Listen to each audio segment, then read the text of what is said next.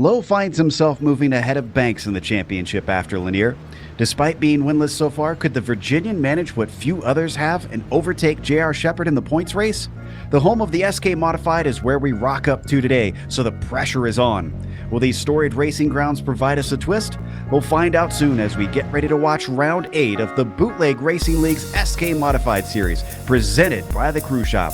And you'll see it all live here on the Global SimRacing channel. Hi, I'm Joe Peak, and with me in the booth is Chris Foby. Behind the scenes is our director, Sean Crackers Ambrose, and he's using cameras provided by Dougie Beard. Chris, Stafford Motor Speedway went from horse racing to car racing and eventually switched from dirt to pavement. You can't say that this place rested on its laurels. That is for sure, Joe. This is probably one of the most historic short tracks in the country that you'll come across. As we mentioned, it's the home of the SK Modifieds, and for those of you scoring at home, SK stands for nothing. This is a track that is a half-mile in length, 7.5 to 9 degrees of banking, so not a terrible amount of bank in the corners. And of course, 100 laps are distance this evening, so it's going to be a nice little grind out here on the short track. And of course, to go over the nuts and bolts of how to get around Stafford Motor Speedway, we're going to throw it down to our virtual lap guide.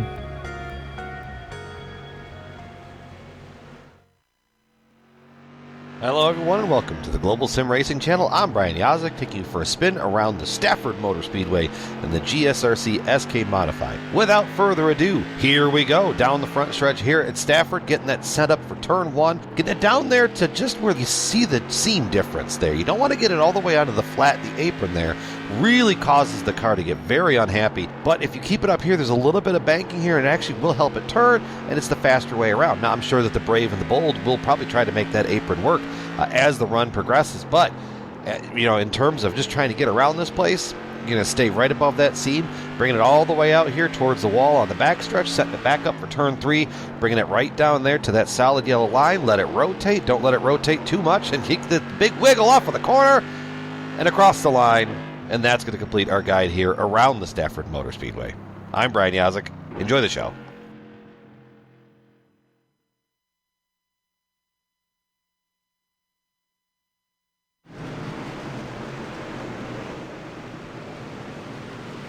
But we have a driver who's actually been down to do laps there earlier this evening in the other series that they run here for the Bootleg Racing League.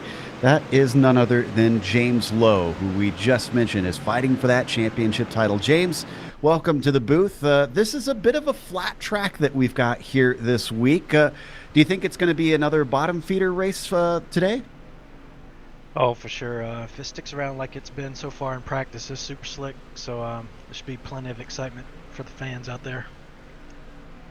Obviously, this track is very closely associated with the SK Modified, with it essentially being its birthplace. Is it a little bit more special to try and win one here? Is this kind of like any other track for you? Well, I'm a Southern boy, so I like the Concords and the Hickories of the world. But this is a good place and good track, so we'll see how it goes. Now, if I'm not mistaken, it says that you work as a contractor. Is that correct? Yeah, for the government. Ah, okay. I was just about to ask what sort of contracting that you do exactly, if you'd be willing to talk about it a little bit. Yeah, it's just helping out the Navy a little bit, helping them complete their missions. Oh, very cool stuff. Well, say no more then. I don't want to blow any sort of top secret stuff there. But you've had some good runs. You've shown some good pace. You're about 4 points behind J.R. Shepherd. Is that doable to try and catch up to him? It's hard to close many gaps because the points stay so tight in this series. Yeah, I mean, it's doable. It's all about the luck, though. If somebody has a bad night, you can make up some points. But unfortunately, JR doesn't seem to have too many bad nights, so we'll see how it goes here the rest of the year. But I'll give it my best shot. Awesome stuff. Any other thoughts about this car track combo before we let you go? It's going to be exciting. Stick around. Keep a good lookout. All right. Well, we'll look out for you. Hopefully you'll have a good race today. That was James Lowe, who we'll see take the fight up to J.R. Shepherd hopefully today. Now, as always, we want to remind you that this series is brought to you by the Cruise Shop. The Cruise Shop has been in operation since 1986. They are a team of highly experienced travel agents that have a huge passion for travel. They specialize in cruises, all-inclusive resorts, escorted tours, Disney and family travel, groups, honeymoons, and weddings. They would love the opportunity to help you plan your next vacation. Give them a call today at 260-755-6125, or you can visit them at their website. It's simply thecruiseshopfw.com. And Cruise Shop is dedicated to fulfilling their clients' dreams one destination at a time. Let's go over the championship as the cars continue to warm up here. The drivers' points, of course, I mentioned, separated by 4 between J.R. Shepherd and James Lowe. Josh Banks, who has really been the main one most season, who seems to be quicker than J.R. Shepherd at times, has had some bad luck lately, and so that's why you see him 12 points back this late in the season. That's going to be hard to make up. Liston and Kibbe are still trying to sort out that 4th and 5th place with only 1 point separating those two. Of course, we also have some race details at the ready. Chris, this series has some unique rules. Why don't you fill in our audience exactly how this plays out? Can do, Joe. This is the 8th of 11 races on the season for the SK Modifieds here. 100 laps the distance in the race, no tire changes allowed, which is kind of a big deal, especially on these short, flat tracks like Stafford, where tire management is going to play a huge role. They are allowed 1 fast repair, so if you get in a little bit too deep, you can bounce back from that at least once. And the way the grid is set, no qualifying. These guys will take our finish from the last race, take the top 8 finishers, and then it'll be a complete inversion of that top 8. So the 8th place driver from the last race is scheduled to start on the pole today. We'll fill in the audience on how that grid will look. If you've been watching last week already, then and you remember of all things, then obviously you already know. But we'll go over that once they finish here in the warm-up. I also want to take a moment to remind you that we have a merchandise store here for the Global Sim Racing channel, and we've got a lot of cool items there. One of the ones that you can buy is actually a tote bag. There you can see it on screen. Now, this is very cool, the thing that we've added to this. It has an automatic car unlocking device so that you can help load your groceries into your trunk without having to fuss with the key fob too much. I don't know about you, Chris, but I always hate having, an armful of groceries and try to get that out of my pocket at the same time. So we've built it right in there so it'll open up the trunk for you.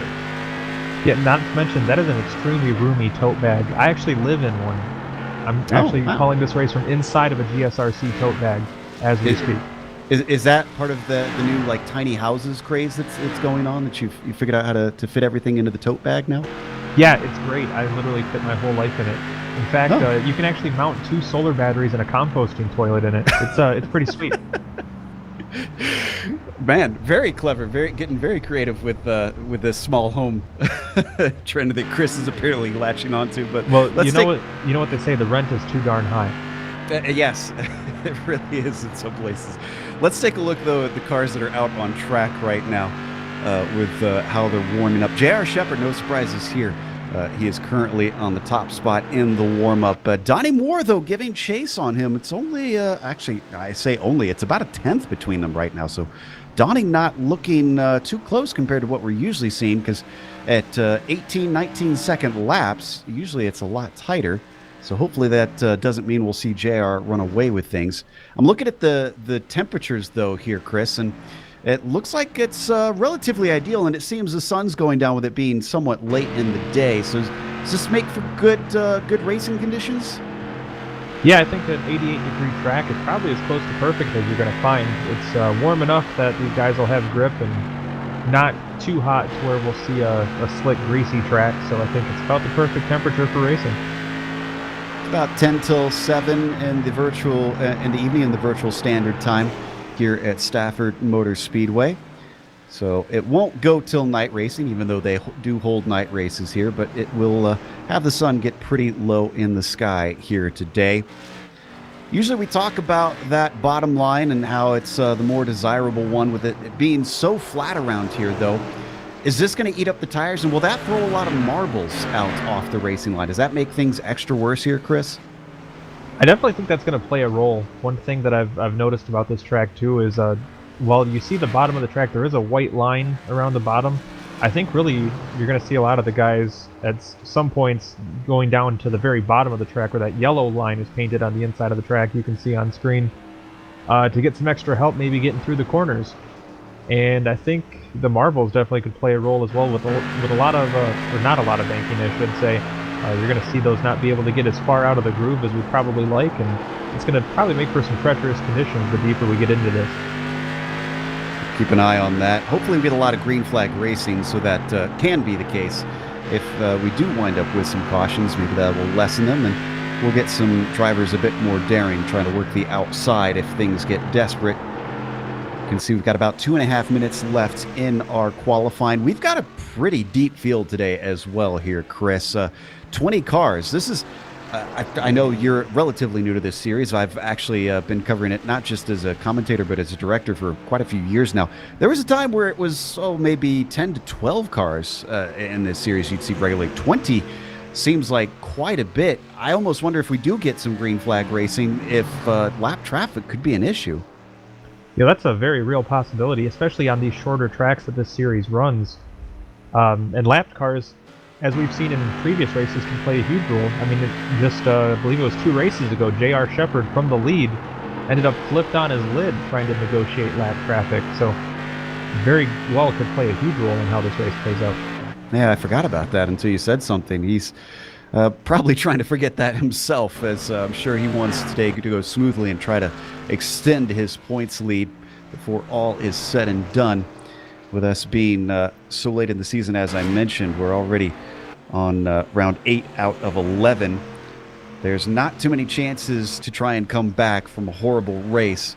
And if you find yourself at a bit of a deficit, you're going to have to hope for luck to be on your side. But we heard that from James Lowe, that part of winning those championships is a little bit of racing luck. I'm sure every champion has seen that as time has gone by. There's a little bit of a demonstration of trying to go all the way down there from the 87. Unfortunately, didn't work out for him as he spins out. We did see a lot of drivers using that down in Georgia, trying to get to that apron to get the car to rotate. This is a lot flatter, though, with it being only, I believe, 7.5 to 9 degrees of banking. I mean, with it being that slight, is that transition enough still to rotate it? I really think it can be. This is without a lot of banking there anyway. I think that lack of transition being a little bit flatter, I think that can probably help get that left front tire to rotate a little more through the corner than we'd see normally. And I mean, when you are digging that deep into the corner, it gives you a little bit more room to make a mistake, so to speak, because on these flat tracks, I think the part that at least I struggle with the most as a driver is getting the car to turn. So having that little bit of extra asphalt is going to help hugely as well. So the checkers come out here in the warm-up. Shepherd did not lose his lead. In fact, he didn't lose any time to Donnie Moore in that warm-up time. Still a 10th away from him. That is a big buffer for him. So let's go through our starting order. It is going to be Joe Segala, who is on the pole. He finished 8th last round, and he'll be followed by Dan Butler to his outside. Chris? Yep, we have Dan Butler inside. Oh, my grid is all screwed up. Just 1 second, Joe, if you want to continue on. Sure thing. Kenny Kibbe will be starting in 3rd, and then Jeff Dooley will be in 4th place, rather. And now I'm getting it screwed up. Todd Liston will be on the inside of row 3. We'll get this right. He starts P5 with James Lowe in the 6th spot. Then it's J.R. Shepherd starting in 7th with Mike Allen in P8 today. Andy Tico will be on row 5. He'll be starting in 9th, and Bruce Pearson rounds out your top 10. You got it sorted out now, Chris? I do, actually. I just got to click the right button, I guess. Starting 11th on the grid is going to be Kurt Smith in that beautiful car number 6, followed by Ruben Altice in the 12th spot. Lucky number 13, surprisingly, Joshua Banks after a rough go the last race, trying to rebound from that. And Austin Belke in the 14th will be in car number 24. 15th is going to be Justin Morton in car number 9, followed by Donnie Moore, Josh Buckley, Jeffrey Harden, John Minato returning to the grid, and Brian Den. Glad to see John get back out there. He's now served his 1 race ban, and he's able to come back and race. Of course, I'm sure he's on a little bit of notice with the stewards, but we anticipate he'll have a few issues knowing that there are consequences for on-track behavior. They're going to get 2 pace laps here, with this being only a half-miler. Then we'll go green for 100 laps of racing here around Stafford Motor Speedway. You can see them all double file as they ride behind that Mustang pace car. Could this shallow track give Joe Segala the opportunity to maybe sneak himself a win? The number 81 could maybe hug that low line, find himself holding everybody at bay. There have been times where it's happened, where it's been a lights to flag victory for the pole sitter just merely by playing defense. What's the 81 got underneath him today? The Mustang pace car is in. He's waiting, backing them up. Green flag is out, and he accelerates. 81 getting a good jump over Dan Butler, who's going to want to get to that low line. He doesn't duck down, and in fact, already second place being taken by Kenny Kibbe, who gets underneath him, coming back on the high side using a little bit of speed. Butler tries to come back, but then finally it looks like Kibbe's got it solidified in that second spot here, Chris. Oh, we have a challenge for the lead now, as Kenny Kibbe to the inside of Segala for the top spot. They're going to be side by side through turns 1 and 2, and Kibbe is going to have the position as they come off of turn number 2. And battled back there a little bit. The 99 of James Lowe, second in points, working around Dan Butler to try to break into the top 4 position. He'll have the spot as they get back to the line. He's going to want Butler to get down low, but it's not going to be the case, because that's J.R. Shepherd following Lowe through. And just being 1 spot ahead is not going to make the kind of dent in his points lead that Lowe is going to want. Didn't last long up at the front of the race lead, though, for poor Joe Segala. He's still in second as he rides in front of Jeff Dooley, who is currently in the podium position in third. And then you get to Lowe, who we were talking about before. Yeah, does not look like Segala is having very much luck negotiating the track, but James Lowe has been pretty much the picture of consistency, it seems like. He's always running up there towards the front, has not quite made it to victory lane yet this season, but gosh, is he doing a great job of hanging in there for the points. Just 4 markers out of the lead, but unfortunately the guy right behind him is one of the best in the series, and that 98 of J.R. Shepherd, who's already going to work on him for the position. Really, it's all single file until you get a little bit farther back. There you can see down there in the mid-pack, that was Todd Liston in a bit of a fight with Butler. That came out with Liston in 6th. Then behind them, it's erupted once again. Kurt Smith with Justin Morton to the inside in the number 9. Morton's going to have the shot off the corner. He is clear. This opens up the door on Smith, though, because Pearson tries to stick his nose in. Nothing doing there. Yeah, Pearson, that was looking like a pretty bold move. He just shoved the nose in there, but looks like the door was closed and everybody was able to keep it going in the right direction. And I hear we have a pass a little bit further up the field. Yeah, Dooley got loose, and J.R. Shepherd manages to sneak through. Let's look at the replay. The number 12 had no help. Just essentially looks like he's going to get a little loose. Gets that apron like we were talking about. Ooh, wow, that was quite a catch, actually. Yeah, there was a pretty high pucker factor on that one, Joe.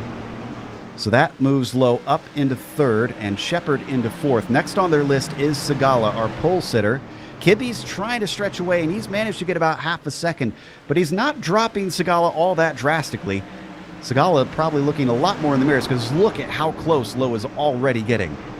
Yeah, and I think Segala's really not quite got a handle on this track yet. You see him having some trouble hanging onto that white line. But what was kind of interesting on that last lap is looking at J.R. Shepherd's line that he took through there. He's making a later apex than the other drivers, and he is driving right to the apron as he comes off the corner.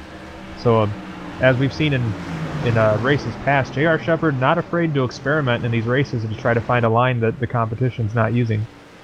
Lowe looks to the inside a little bit as they come down to one. Oh, and he gets into the back of Segala. Segala gets hit by Dooley. Everybody else scatters, trying to get around. Oh, but Segala backs down the track, and that's actually going to cause Mike Allen to T-bone him. That's a tough break for Mike Allen. Was doing everything he could to get out of the way, and unfortunately not quite enough. We're going to watch Dooley, who made the contact with Segala after Segala got spun by Lowe. This is from on board. Oh, yeah, wow, that happened so fast. He really had no way to react. And you can see he's trying to not do the same thing that Segala did and just wait for the field to go by as he turns it around. It was Mike Allen that got into the side of him. Ooh, there's Segala's first hit. And he backs it up trying to get off the track, and he thought he was clear, but unfortunately he was not. They do have a spare car in this series. Looks like Mike Allen's going to come in and try and take that. And yes, in fact, he already has, it appears. So he returns to the track.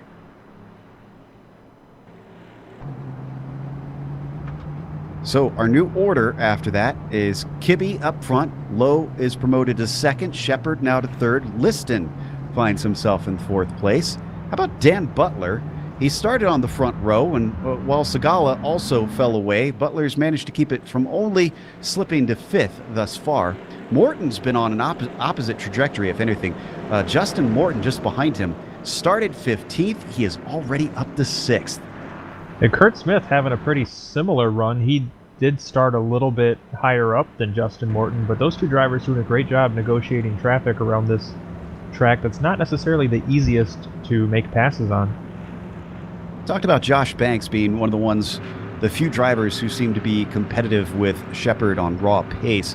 Remember, he started well back in 13th after a bad week last week, and he's actually down to 14th now, so he's lost a position. He's not having the best of days today either for a third-place driver in the championship hunt. He's going to have to do a little bit more work than that if he wants to try and get back in this thing.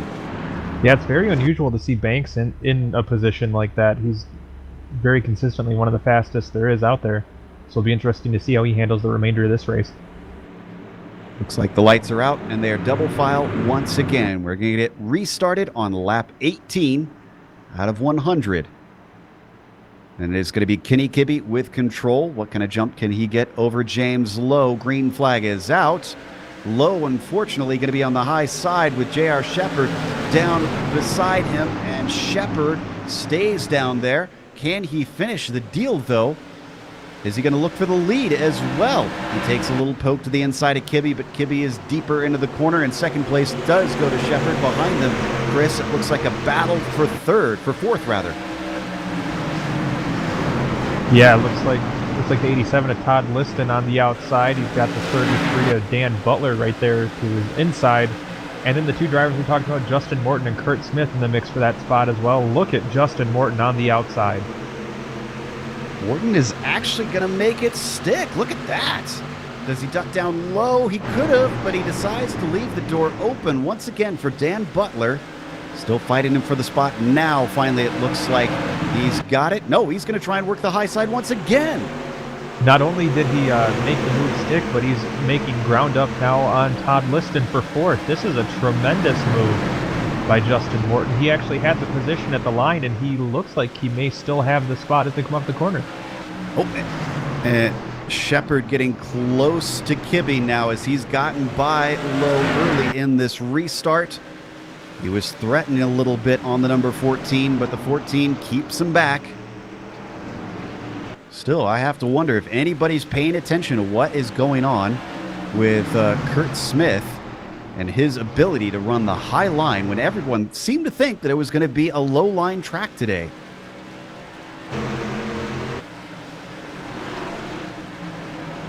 He's making it work. He hasn't completely passed Liston. Still working on him. Yeah, we talked about him and Morton marching up through the field from 15th and 11th respectively. I think maybe this might be why they were able to move up so fast and to get to where they are, because maybe they're the only ones making the outside work, and we have, looks like, somebody off the track. Yeah, Dan Butler falling down the order. I think it was on the front stretch, and it was all on his own. I'm seeing from my replay. We'll see from on board. It's a little bit loose. Oh, it's that apron again. Run through the grass. He returns back in 13th when all is said and done.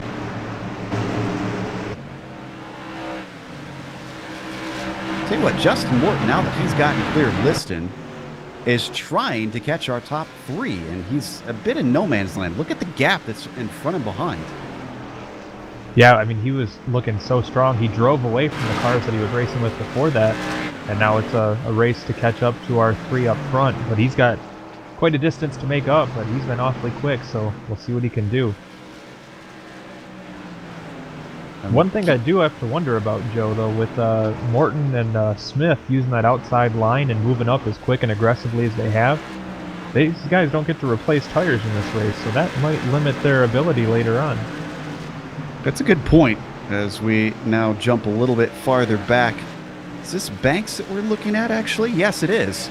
Number 36 now up to 9th, so having a lot more success here in the second portion after our first caution. And you might want to call some attention to John Minato also. He we got a battle up front. Yes, we do. Down to the inside of Kenny Kibbe. J.R. Shepard manages to get his nose in there, and he's got it done just that quickly as soon as we look at it. The number 98 up to the front. What a great defensive move to kind of park the car right in the middle of the track as he completed the pass. Kenny Kibbe did have a chance to probably make a crossover, but the line that Shepard left open for him, there is no way he was going to make it through the corner. So Shepard basically put it in Kibbe's hands as to whether or not they were both going to keep this race going. And unfortunately, they went eye to eye, and for Kibbe's sake, Kibbe was the one to blink. I know we tend to put a lot of weight on the number 98's pace, but you can see how great it is. Justin Morton seems to have had a connection issue. Yeah, I think so. Actually, no, wait. I'm seeing that he manually disconnected. Oh, no, it was a general connection problem.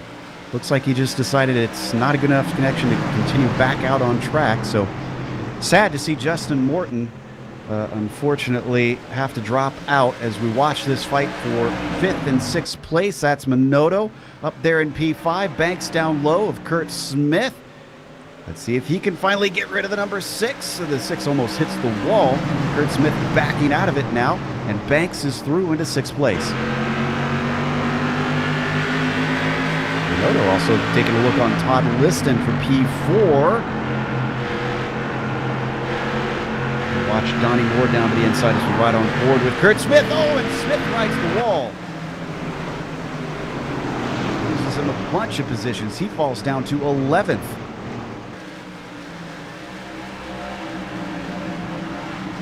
Josh Banks now gets ahead of Liston as well. Follows Minotto through. Liston just getting gobbled up. Take a look to the inside of Banks through 1 and 2.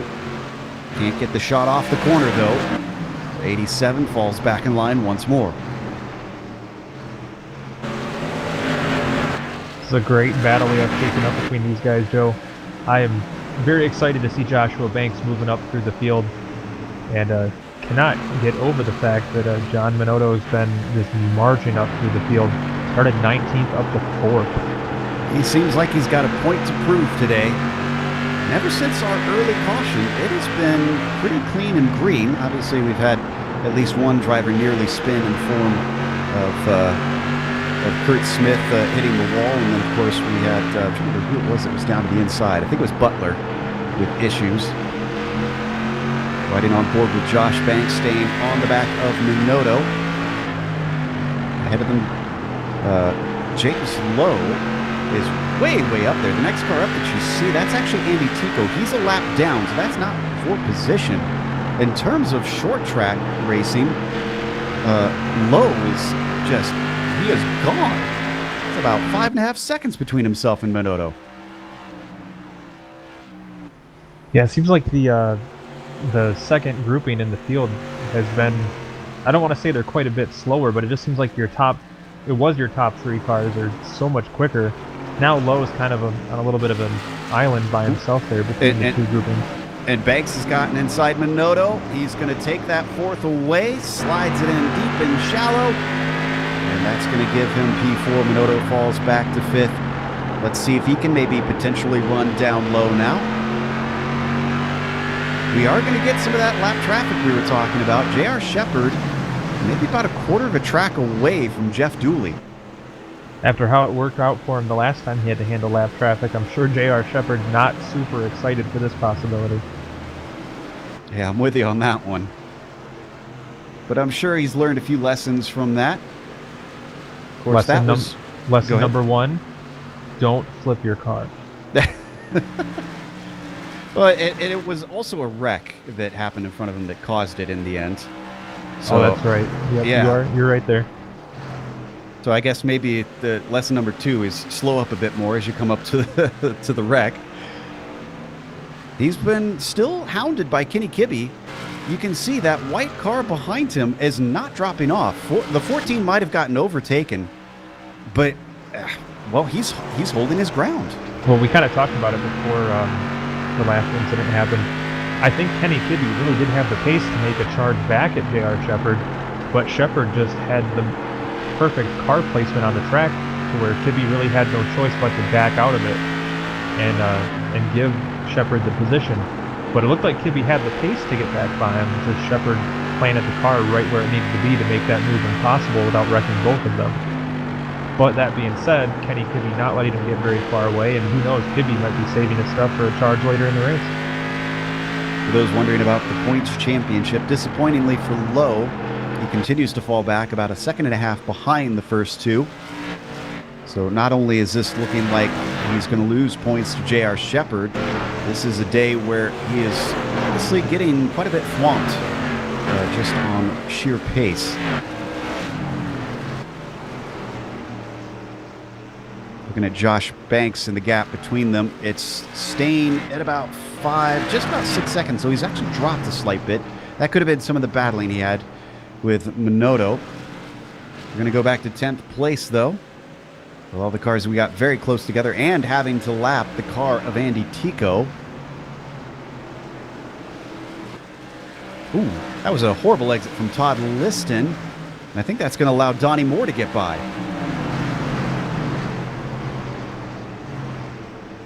We're watching Bruce Pearson here. The battle just behind them. Pearson ahead of Kurt Smith, Brian Dean in there.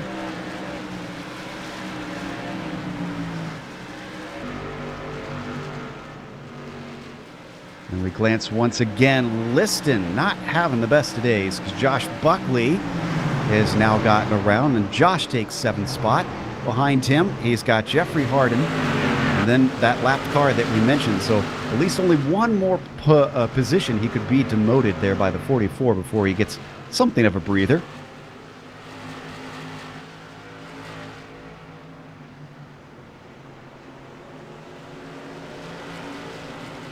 Yeah, looks like Todd Liston kind of had a very hot and cold day. You know, we've seen him make some moves that were pretty good, but he's had some terrible luck that's also got him shuffled back through the field. Looks like it was technical issues that caught poor Morton out. Getting word from him that unfortunately his VR headset had some issues, which is why he is gone. On board Liston, he's going to be under attack, as we were talking about. The 44, the next to try and get by, down to the inside. Oh, but he slips out from under himself. The car goes squiggly. He catches it, and he falls back to 9th.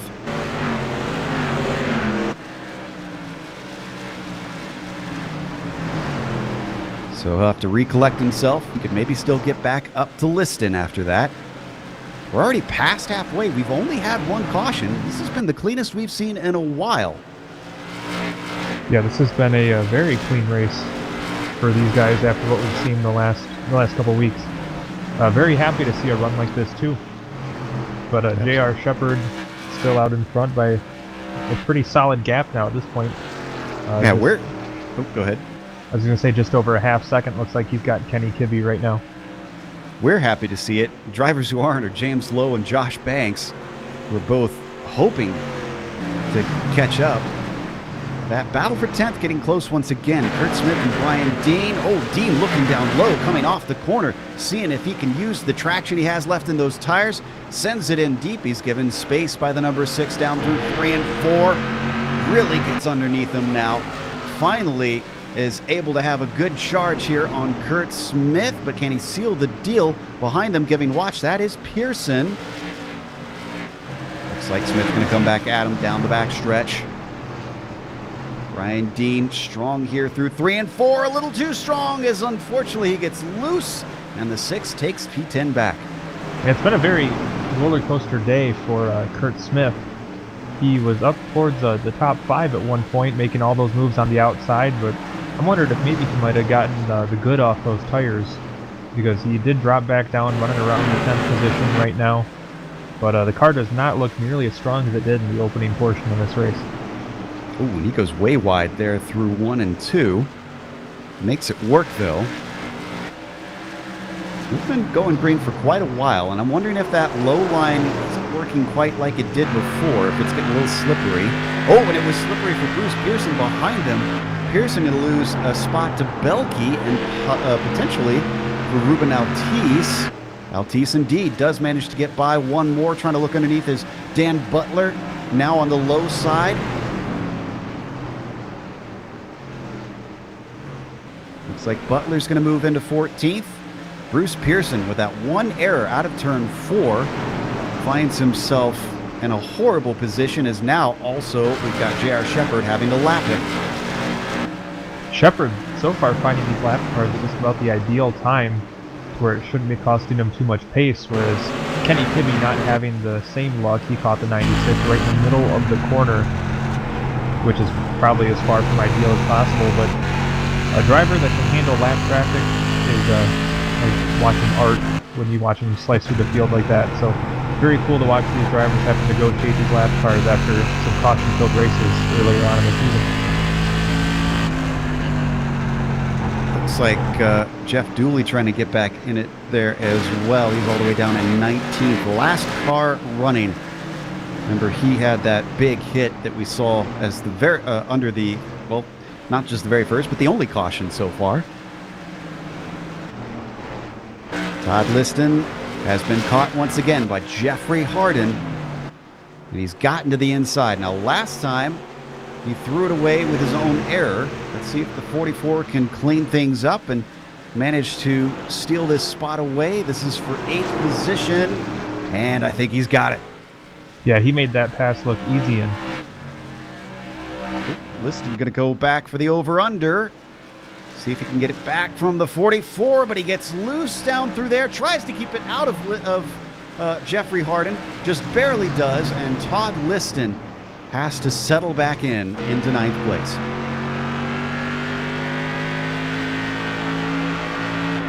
Boy, these cars are, with all the green flag racing that we've been seeing thus far, they're starting to look pretty tricky. yeah, there's been a lot of green flag racing, which means there's been a lot of work done on those tires, and it's starting to get to the point where these drivers are sliding around the track a little bit. Back farther down, Segala looks like is still going after starting on the pole.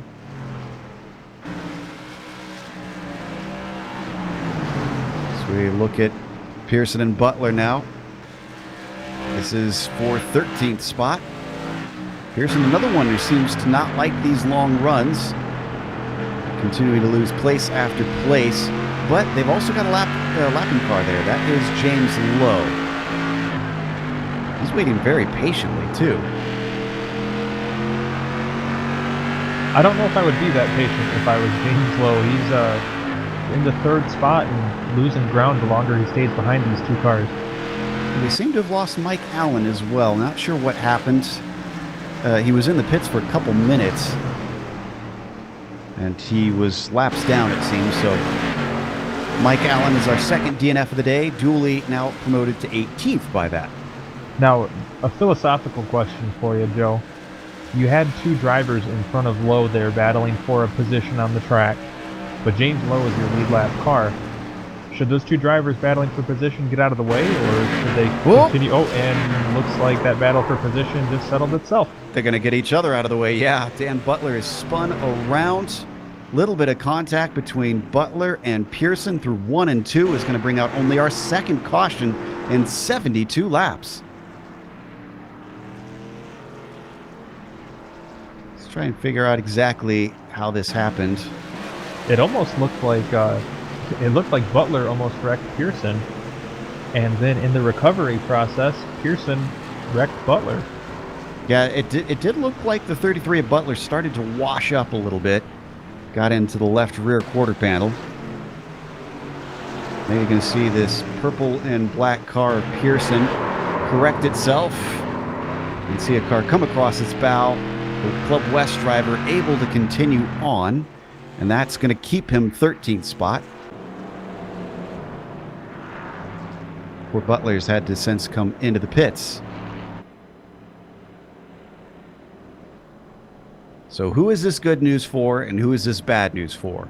Great news for Lowe and Banks. More so for Lowe, since he'll have the inside line on the restart.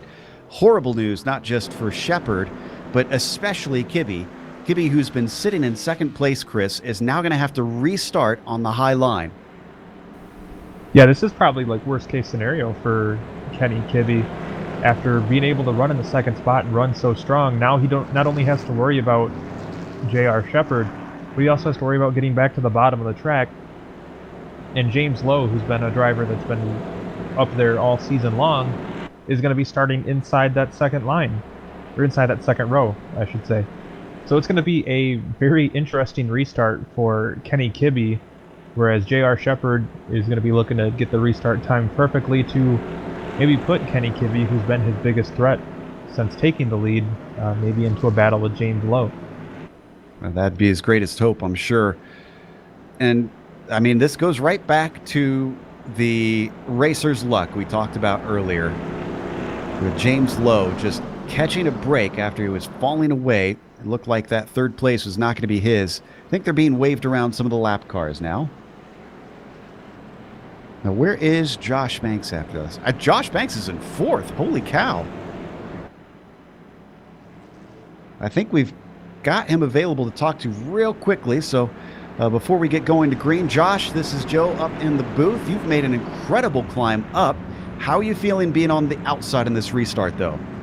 Oh, man, let's see what happens. We've made some pace on the outside, but now we're up front with some couple guys, so let's see how this rolls. Hopefully we can get our good end out of it. All right, best of luck to you. Now that we're double file, we're going to let Josh go back to focusing on the racing. Clearly, after us saying that he wasn't making progress at the start, he's decided to respond and take that 36 all the way up to the front. So how is this going to play out? Are we going to see more cautions at the end of this race? We're going to get restarted on lap 77. Green flag is out. Great jump there from J.R. Shepherd. Kenny Kibbe can duck down, and he does. He gets it just in time. Lowe is denied the chance. Behind him, not the same for Josh Banks. Minotto down low below him. And it looks like we got an attack for second place as well. Lowe gets underneath Kibbe. Oh, but he almost spins the car, tries to catch it. Banks is going to take advantage. Banks gets into third place. Minotto up on the high side. He runs out of steam. He's not going to be able to get by Lowe, but he gets a good shot off the corner. They bang wheels down the backstretch, and Donnie Moore spies an opportunity. He gets on the side of him. Minotto goes around in front of the field. Is everyone going to be able to get around? They are. Somehow the entire field splits the number 13. Well, Minotto very lucky there to not get clobbered by another car. So that was quite an intense exchange we had there, Joe. Donnie Moore getting into the side just a little bit. Everybody super heads up. I'm going to watch Moore's perspective here, just to the driver's right. You can see the battling happen in front of him. Thinks maybe there's a chance for something there, and he gets in deep, but unfortunately, I'm not sure if it was a case of him washing up or maybe Minotto coming down. Whatever the result, Minotto falls to 10th from that. It's definitely going to be a tough break for Minotto, but he's had a great run. He drove from very deep into the field to be where he was at the time, and thanks to the long green flag run we had putting so many cars a lap down, he only drops back to 10th. So it definitely could have been a much worse turnout for that one. Wondering if we have anybody else lined up for these in-race interviews here. I'm checking to see Let's see who else we can get in here now that we got a little bit more time. Poor Josh only got one question. We shot him back out. But a quick caution once again. We're going to talk to Kibby this time. Once again, starting in second place as we pull him in. Kenny, this is Joe in the booth. You managed to survive that restart and get down low. Can you survive a second one, though? I hope so. I mean, I'm going to have Banks on the third position now, so hopefully he doesn't get a very good jump and I can slip down in line and then focus on the leader. But if not, I'll have to maybe defend on the top side again. Yeah, we were wondering about that because about halfway through the race, we noticed you and Shepard were distancing the rest of the field quite significantly. So clearly you've got good pace like him, but do you think you've got pace to overtake him before the end is the question. Gosh, it's going to be close. I mean, I know I can keep up with him, but I think someone's going to have to make a mistake. Unless I can stay on his quarter panel going into one, if I can hold him down, I might be able to get a good run on the high side. We'll see. All right, well, we'll watch out for it. Get your stamps ready in case you need to send it, and best of luck. Thanks. There was Kenny Kibby restarting second here in the field with less than 20 laps to go now as they once again get double file. J.R. Shepard has been up at the front for the majority of this race and has led the most laps so far today. Kenny Kibby is going to try to deny him the checkered flag in the end. What can James Lowe do? Once again, finding himself up on the high side. This time, though, he is restarting in fourth. Banks gonna be hungry. He's down to third in the points and well behind. He's gonna need a miracle in this championship. Could this be his opportunity? The pace car is in. J.R. Shepard has control. A little bit of bumper cars behind them as they get checked up. Green flag is out. Kibby doesn't look as lucky this time. Banks is down below him as they come through 1 and 2. They're allowing J.R. Shepard to already pull a little bit of a gap. Banks with a nose ahead as they now come into 3, and that's the job done. Kibby has to settle for third. But Kibby, not very happy to be in that third spot, gave Banks a shove as they came off of turn 4, but now that's going to open the door for Donnie Moore in car number 26. He'll move to the inside of Kibby for the third position. Donnie Moore not done yet. He's got to try and finish this up. He's a little bit better down into the corner, but coming off, that's going to be the real question. Not quite as good a momentum as Kenny Kibby. This is actually holding up low behind him, who's watching our two leaders scurry off into the distance. Josh Banks is holding on to the back of J.R. Shepard for the lead as they continue to try and sort out this third place. It goes to Donnie Moore for now. Kenny Kibby trying to keep from losing it also to James Lowe. And how about Todd Liston? We've talked about his struggles throughout this race, and now he's up there in the mix for a top 5 position. Awesome stuff there from Todd Liston, especially after it looked like he was struggling with the tires midway through the race. Maybe they cooled down a little bit as he also gets the inside of Kenny Kibby, who now finds himself almost going around, but he catches it, and Minotto is there to pick up the pieces. Look at him shoot to 5th place. What a great save by Kenny Kibby. That car had no rights to still be going in the right direction, but here he is still continuing on. Did end up giving up a spot to John Minotto, but wow, that's probably the save of the race right there. Fantastic stuff.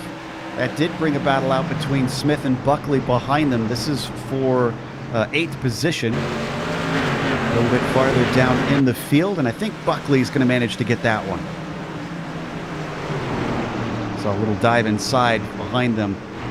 Belke trying to get something away from Pearson. Pearson's a lap down. Oh, but they are still on the lead, the same lap as each other. So that is for position, just on a different lap from all those around them. Numbers are hard. We know that here on GSRC. That's why we don't do math. 24 still can't do anything with Bruce Pearson, the 96 ahead of him.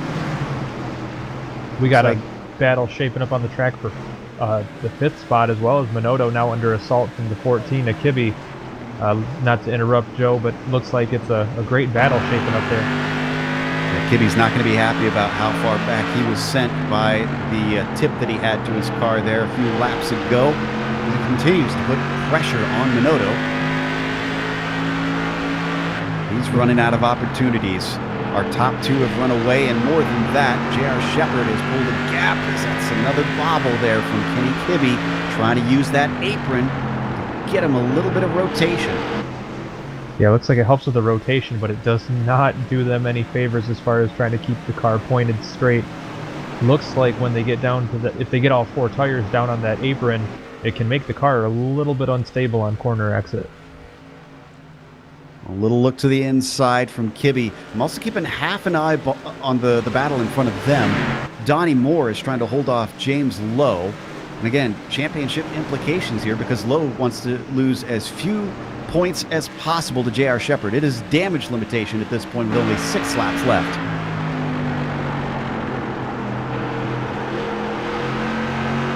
Right on board with Kibbe. Minotto up in front of us. The sun just about to go over the horizon here as the final laps come around. You can see the battle just ahead of them between Moore and Lowe. Hasn't gotten side by side yet, so not missing anything there. Weaving left and right though, Kenny Kibbe trying to figure out if there's some chance to try and squeak by. A little bit of a higher line than John Minotto through 1 and 2. Getting experimental now, and I think he brushed the wall on the exit.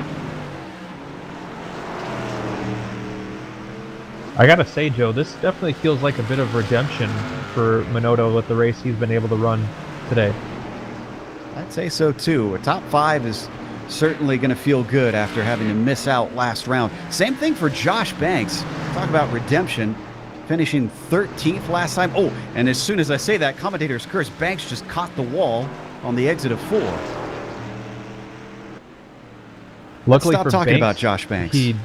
Well, I was just going to say he does have a pretty good gap between 3rd place and himself, so at least he has that much going for him right now. It looks like he's losing touch with the top spot. Yeah, JR's getting the white flag just now as he comes around for one final lap. Starting this race in 7th place. He comes down through 3 and 4, the 98 looking for another championship, and this is going to extend his lead and increase his chances victory here at Stafford Motor Speedway for the Shepherd. Lowe was not able to get by Moore. He will complete the podium. Minotto does get that top 5 ahead of Kenny Kibbe. Who is going to be on our pole next time? Well, it is going to be Todd Liston, who gets 8th. That's the end of our race. An incredible only 3 cautions in all 100 laps. That's beautifully clean for these drivers. Great racing out there. We're going to come back after this break with the unofficial results as well as driver interviews. Stick around because on screen you'll see all the upcoming races here on the GSRC.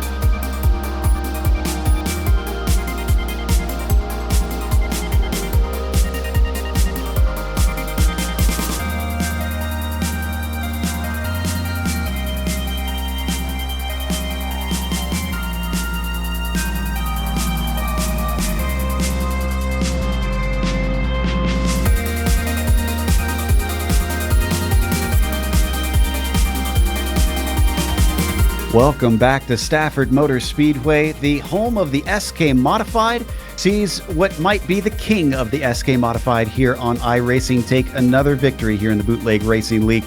J.R. Shepherd extends his points lead ahead of both Josh Banks, who finished behind him in second, Donnie Moore, who took third, and then, of course, James Lowe, who's second in the points coming into this race, only finished fourth. So that is a hard bit of hurt for the number 99.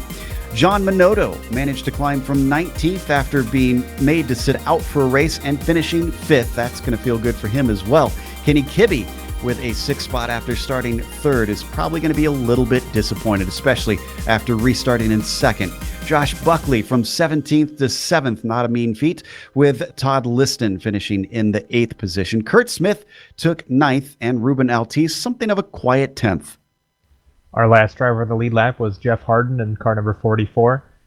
Then in the 12th spot is Bruce Pearson in the 96, 1 lap down. Joining him 1 lap down was Andy Tico in the 65, Dan Butler in the 33, Austin Belkey in the 24, and Joe Segala in the 81. Jeff Dooley in car number 12 was 6 laps down, and the non-finishers Brian Den, Mike Allen, and Justin Morton completing the field. Looks like we've got our winner ready to talk to us. J.R. Shepherd joins us in the booth. J.R., congratulations on another win. I was asking a little bit before to James Lowe about this being the home of the SK Modified. Does it mean something to you to take victories here? Oh, yeah, for sure. I mean, Stafford's it's an awesome track. Been around for a very long time, and you know, on iRacing here, it's one of the racier tracks. I mean, the car's not easy to drive, and you actually had throttle response. So you know, as you get on that throttle, the rear end wants to kick around on you. So it's really a driver's track, and it's a lot of fun to run on.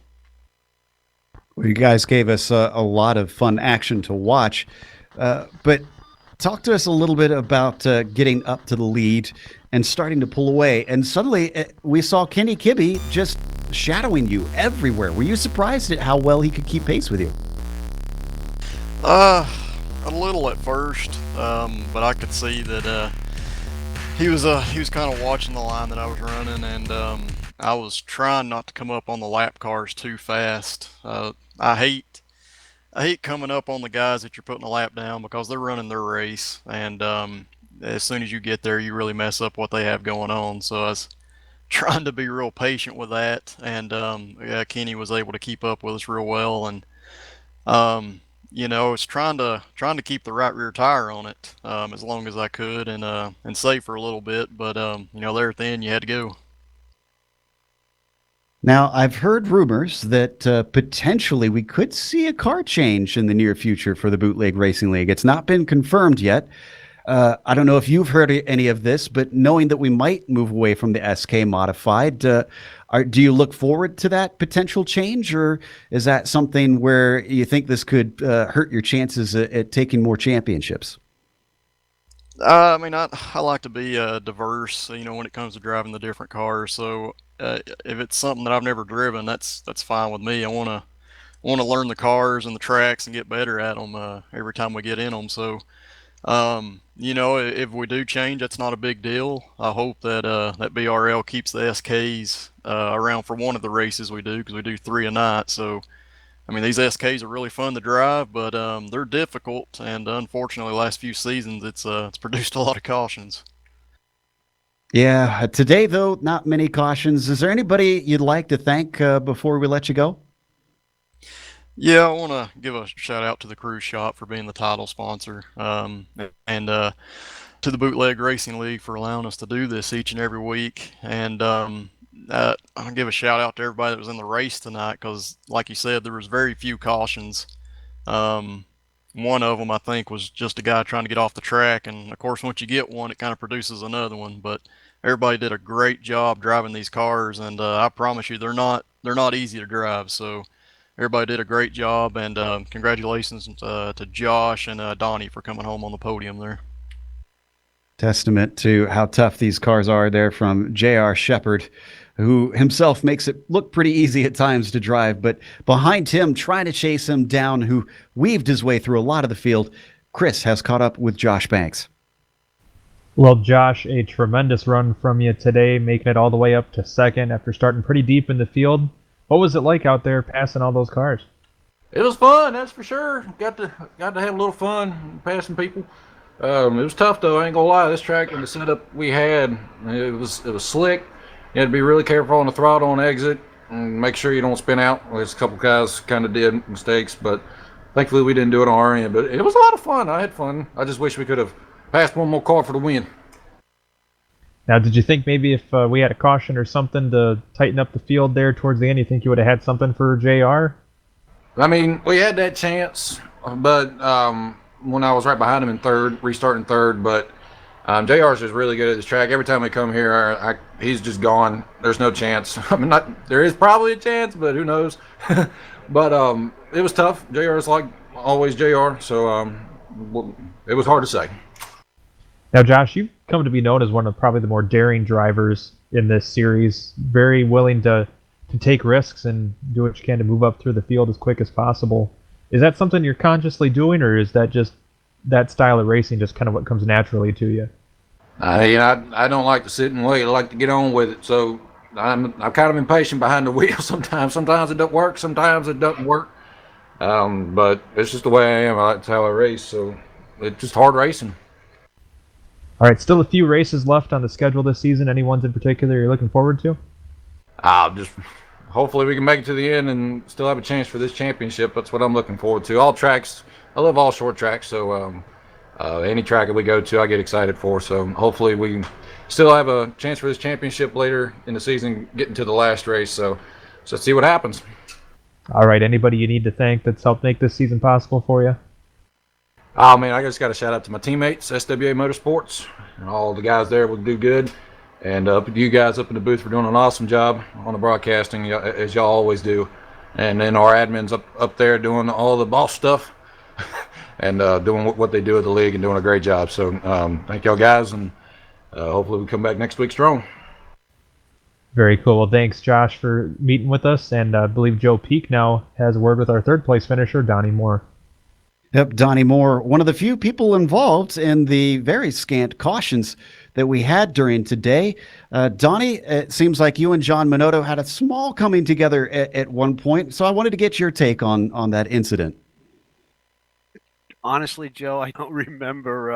Honestly, it didn't affect me too bad. It might have pushed me back, but boy, all in all, what a great race tonight. Hats off to J.I. Shepherd for winning the race, and Joshua Banks for coming in second. And how about Minotto? Geez, coming from 19th to 5th, so he had a good run too. And thanks for James Lowe for running me clean there. Yeah, we were extremely impressed with Minotto, especially after coming back from a little bit of slap of the wrist in the previous week. It seemed like you got a little bit stuck in the midfield for much of this race as well. Eventually, you found your way to the front, but did you find yourself using up a lot of the tires in that middle run before we finally got a caution? Yeah, that's my typical MO, use up the tires. But yeah, I benefited from a few yellows too tonight, but very few yellows. All in all, good race. But I felt good at this track. I had good practice times. I didn't know how that was going to transfer to the race, but I knew if I could stay out of trouble, I'd have a decent finish. But third place, I'm real happy with that. Next week, we're heading out to California for Irwindale. Do you think you could see yourself go from, let's see, I believe this will be 5th position you'll be restarting at, 6th position. Think you could maybe climb your way up and get 2 more spots higher? Well, we'll give it a go. We'll try. There's a couple more, 3 races left in the season. We'll just hope to finish strong here this season. Hasn't been a very productive season all in all, but if we could just finish these last 3 races, we'll be all right. Yeah, understandable looking at the points there. Who all made this podium possible for you today, though? Oh, absolutely. The ASPCA, we got the cruise shop, and thanks, hats off to Stone River Outfitters. So I'm going to go pet my 2 adopted dogs upstairs. I'm jealous. I'm waiting to go pet mine as well after the broadcast. That was Donnie Moore, 3rd place here today at this race. We have our pole sitter for next round, Todd Liston, ready to talk to us. I believe Chris has caught up with him. Well, Todd, kind of an up and down day for you today, but guess it's going to work out in the long run because it looks like you're going to be starting on the pole for next week's race at Irwindale. How does that make you feel? Pretty good. I'm glad we were able to hold on to it. I didn't have high expectations coming in. All right, now was that just because of the track? You maybe not the biggest fan of the racing here at Stafford? Well, I hadn't been performing too well in the 2 races we had before this, and judging by the practice that we were taking here, I was back half of the pack for sure. So I'm glad we were able to hang out, and luck kind of hang out with us too, and managed to keep us up there at the top 8. Now, you had a bit of a hot and cold day, fell back some at different portions of the race, and were able to make it back up to finish 8th. Now, how do you keep your head up in a race where maybe things aren't going your way at the start? Well, it's all about knowing that for every bad day that you have, someone else's day might end up worse, and that's kind of a bad way to think about it, but it also, it keeps you going, If something happens to somebody else, you can always capitalize on their misfortune and keep going. Well, that is definitely true of the race today. It looked like it'll work out great for you. What are your expectations going into Irwindale next weekend? Well, get a lot of practice in, try to keep as many of them cars behind me as possible early on. If we continue on with some nice green flag racing like we had here tonight, then it'll be a real interesting race. All right. Well, best of luck next weekend, Todd. That's our 8th place finisher, Todd Liston. We'll be starting on the pole next Saturday at Irwindale. We'll look out for that, but we're also going to look out for our sponsors as well. It's not just the drivers that want to give a big thank you. We want to as well. The Bootleg Racing League for, of course, bringing us back for another season of coverage. And, of course, the Cruise Shop as well. If you want to reach out to them for not just sponsoring the season, but to try and see if you can get yourself a little bit of a cruise somewhere, you can reach them at 260-755-6125 or their website, thecruiseshopfw.com. A big thank you goes out to the companies that provide the software and the hardware for our broadcast. You can see them listed here on your screen. And additional thanks go to June Lalonde, who provides our wonderful music. See the screen for how to get a hold of more of her great work. Thanks to the team today, Chris, Sean, and Dougie. If you'd like to find out more about GSRC, including upcoming races, you can find it at globalsimracingchannel.com. Check us out on social media as well. Our Twitter is at GSR Channel, Facebook, Global Sim Racing Channel, and Instagram is GSRC_Graham. And if you'd like to support the channel, go check out our merchandise store at gsrc.storenv.com. Link is in the description below. Don't forget to head on over to our YouTube page if you're not there already. And if you see the subscribe button is big and red, well, click that. That way you won't miss a moment here on the GSRC. As we mentioned, we're heading all the way across the country, going over to California for Irwindale. That'll be Saturday, November 23rd at 8:50 p.m. Eastern. But we have upcoming races for other series listed on the screen, so check those out and mark them down on your calendar. Until next time, race clean, race hard. We'll see you on the track.